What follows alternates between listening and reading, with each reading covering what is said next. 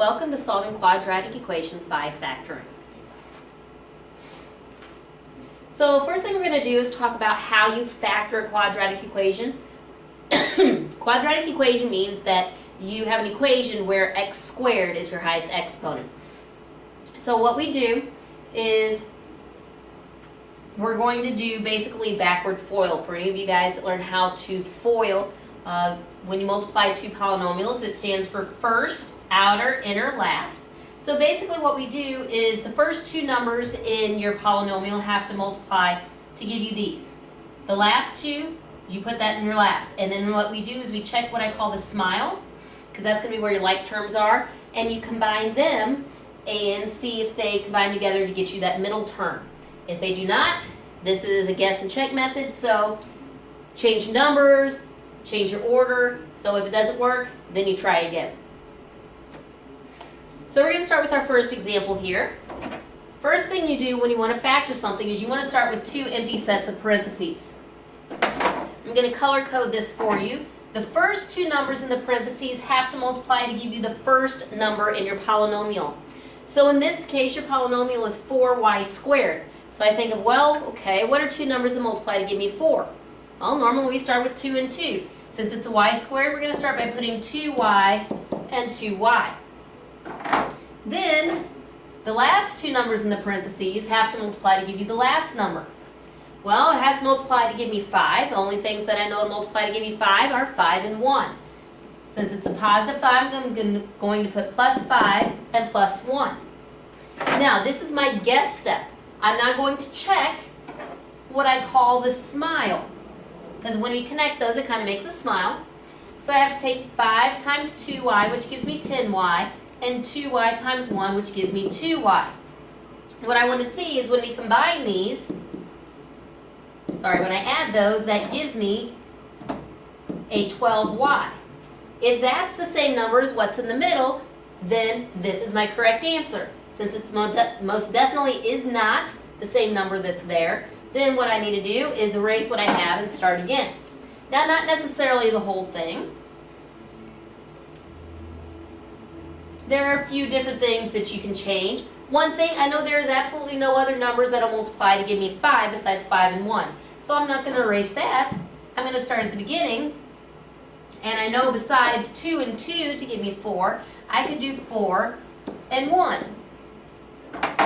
So I'm going to check my SMILE again. 5 times 1y would give me 5y. 4 times 1 would give me 4y. 5 plus 4 would give me 9y. Again, I want to see that that's the middle number. It almost is. It gives me a positive 9, and I need a negative 9. This is a very easy fix. If you have the right number, wrong sign, what that means is you erase both of the signs in the middle. Since it was plus plus, I'm now going to make it a minus minus. So you have to change both of them. What that does now is gives me a negative 5y and a negative 4y, which gives me a negative 9. Now, how do I know that I can do that?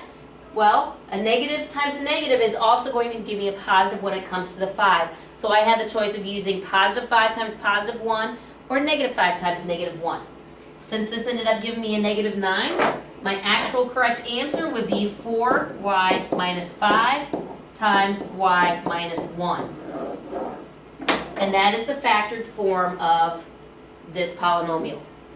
Factoring basically is dividing.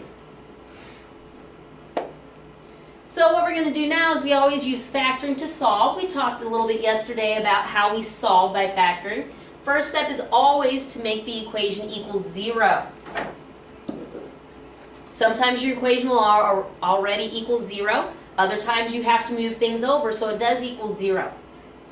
Then you're going to factor what you have, and each of those factors gives you an equation. Remember we talked about the other day the degree of a polynomial? If it's a quadratic equation, the degree is 2, which means we need 2 answers. So that's what the degree tells me. So we're going to start trying to get our 2 answers for this. Again, it's quadratic because I have a y squared. So what you want to do? Does the equation equal 0? Yes, it does. So I don't have to move anything over. I go directly to factoring. First two numbers in the parentheses here have to multiply to give me the first number here. In this case, is 2y squared. So that will only break down into 2y and 1y. The last two numbers in the parentheses have to multiply to give me that last number there. And the only thing to multiply to give me 3 is going to be 1 and 3. So I'm going to go ahead and check my smile. 1 times y is y. 2y times 3 would be 6y. Those combine to give me 7y, which is not what I have in the middle. Now here's my problem. There's nothing else that multiplies to give me 2, nothing else that multiplies to give me 3. What I can do is change the order of these. Instead of having a plus 1 and plus 3, I can put the 3 first and then the 1 second. So that's one change that I could do, and hopefully that will give me my correct answer. So 3 times y is 3y. 2y times 1 would be 2y. Those do combine to give me a 5y. Now again, all this does is this gives me my two equations. I am not done once I want to solve. My first equation here would be 2y plus 3. My second equation would be y plus 1. What we do is we set each of them equal to 0. So 2y plus 3 equals 0, and y plus 1 equals 0. I solve both of those, and that gets me my answer. So I subtract the 3, move it over.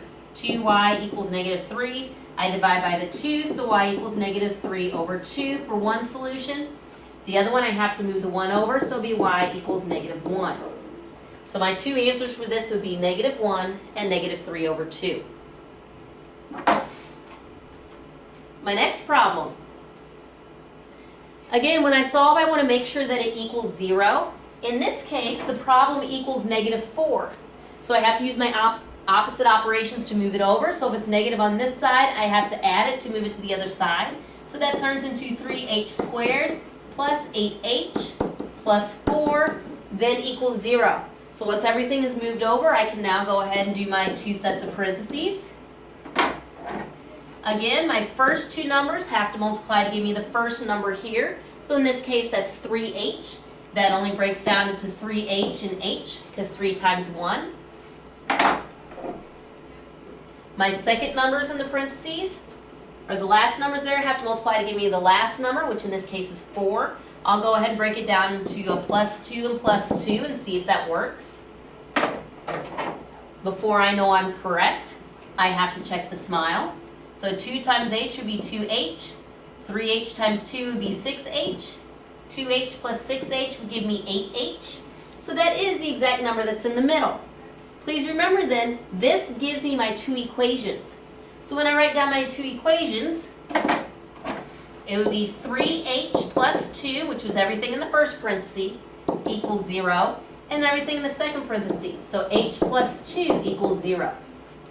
Then I need to solve each of them for h. So I subtract the 2 from both sides here. That shouldn't say 2, that should say 0. Subtract the 2 from both sides, that would be 3h equals negative 2. Then have to divide by 3, so h equals negative 2 over 3. That's one solution.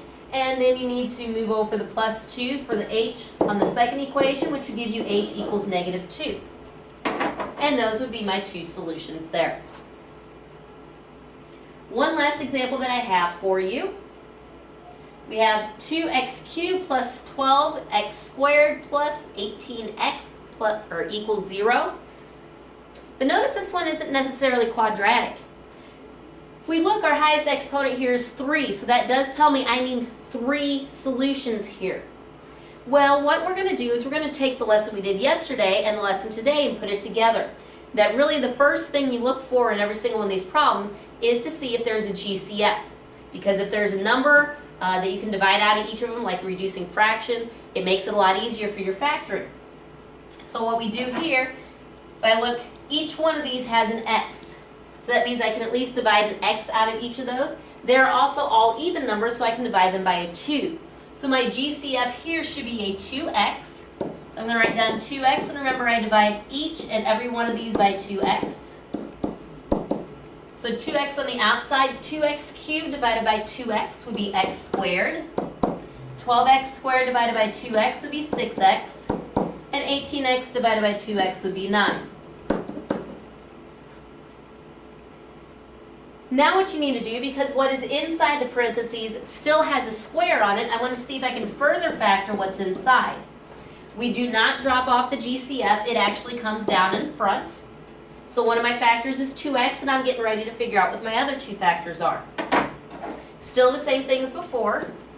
First two numbers multiply to give you the first term. So in this case it was x squared, which will only break down into x and x. Last two numbers multiply to give you your last number. In this case is 9.